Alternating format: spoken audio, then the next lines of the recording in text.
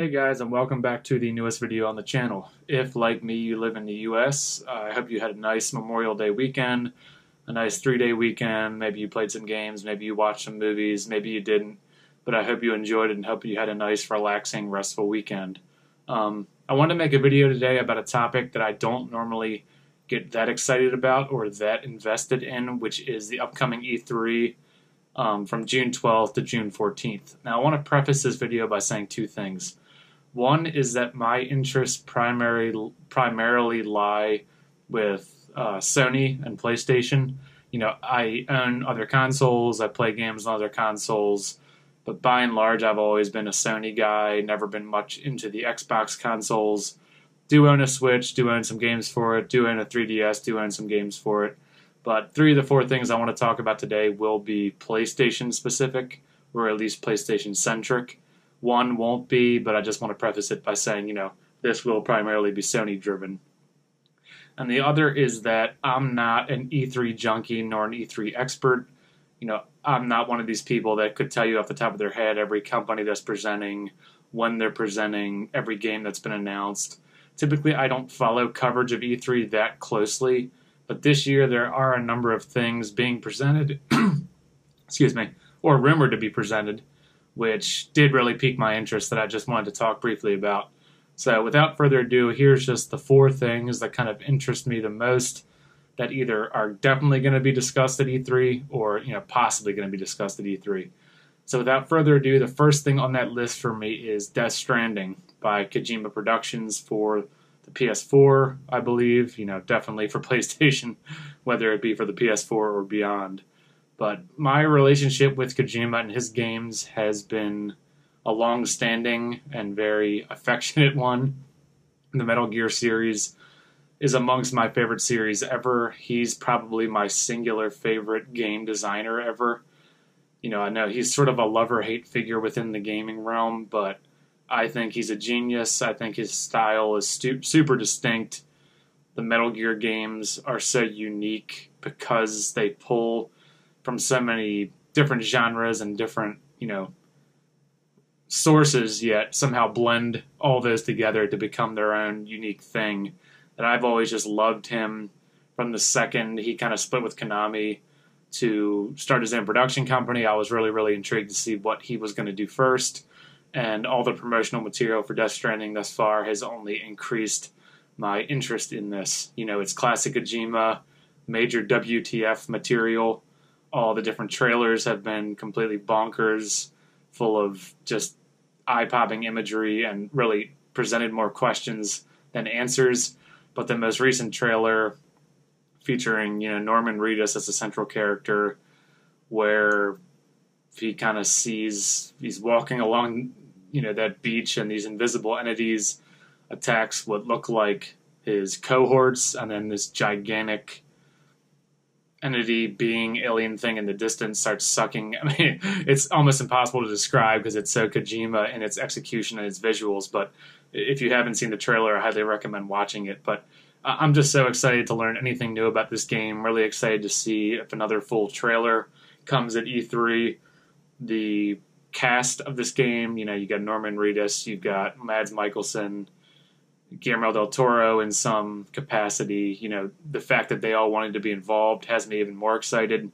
So anything I can get about Death Stranding at this event, will be really awesome. I think Kojima himself's confirmed to be there presenting something, and the game itself is going to be a key part of Sony's presentation. So this isn't a, will they or won't they. This is definitely going to be on display at E3. And it's probably the single thing that I'm most anticipating just because I couldn't even guess what's going to come next as far as what this game presents. If you're interested in Kojima or Metal Gear stuff, and for some reason you haven't already looked into it, I highly recommend looking into what's already been released on Death Stranding. Second thing I'm really, really excited to hear about is actually also announced to be a key part of Sony's presentation, which is something on The Last of Us Part 2 from Naughty Dog. Now, the original Last of Us game was one of those games that, like lots of pieces of media, I heard so many superlatives about that I just didn't want to believe. Survival horror and that type of game, especially in the zombie genre, had been so done to death. I didn't really think anything in that genre could really be as great as people said it was, so I didn't play it for quite some time. But about 2 years ago, when I finally played the remastered version, it was one of those games that somehow lived up to and actually exceeded the insane hype. I still don't think the plot is the most original thing out there. I don't think most people would contend that, but it's probably the most narratively satisfying, the most polished, the most well acted, and just dramatically moving pieces of video game media that I've ever played. It just became an instant favorite of mine. I think the performances of the two leads in that were the best two performances in a game I've ever seen. So needless to say, I was sort of surprised when they announced a sequel, only because the first game really has sort of a perfect ending, in my opinion. But with the success of the first game and Naughty Dog's track record, I'm more than willing to, dive headfirst into the sequel. So the announcement of it did get me fairly excited, and the news that there's going to be a whole lot more on that at E3 should be awesome, because just, it's nothing like Death Stranding in terms of quite how mysterious Kojima's works are, but we don't know a whole ton about the game yet. We know that Ellie is a protagonist, if not the main protagonist. We saw the one trailer featuring what looked like some type of cult that had abducted people and were going to execute them before being saved by some other travelers, but we don't, as far as I'm aware, not a whole lot about the narrative has been revealed yet. So hopefully we'll get some more details on that at E3. One of those games where I really do just give the benefit of the doubt to the creators, because they earned themselves such a long leash with the first game that I fully trust them to deliver on the second game. Exceed it, it'd be very hard to do, but I trust that if they wanted to make a sequel, they have a good reason to, so really excited for that. The third thing will come as no surprise to anyone on the basis of my recent video, which is the sincere hope that we get any kind of information on the Final Fantasy VII Remake during Square Enix's presentation.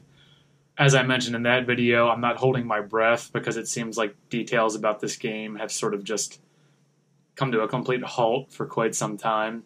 So it wouldn't shock me if we get news at E3, or shock me if we don't hear anything for like another year. But I'm holding out some hope that they've been saving some tidbits, maybe some new images, maybe a new trailer for E3 that would really surprise everybody and really get everyone's hype back on track for this game. I don't think they've said anything that really confirmed it would be there, other than some speculation from a lot of people that it would be the perfect time to release new information. Apparently, a still was released recently that appeared to be the Airbuster boss from the original game, fully rendered for the new game. So there's little bits and pieces here and there that suggest they might have enough to really show us something at E3. If they did, that would become, the most exciting news to me, because as I mentioned, the original is my favorite game of all time. The remake is something I've waited for a long, long time. So fingers crossed we'll get some stuff on the remake at E3. Like I said, like me, don't hold your breath, because nothing's been confirmed yet.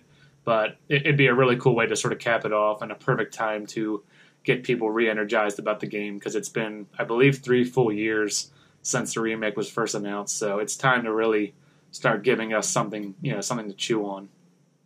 And then finally is Octopus Traveler, which is also made by Square Enix. It's going to be coming out for the Nintendo Switch, which I believe is supposed to be on display, if not confirmed to be, at least supposed to be on display to a larger extent at E3 with a release this summer.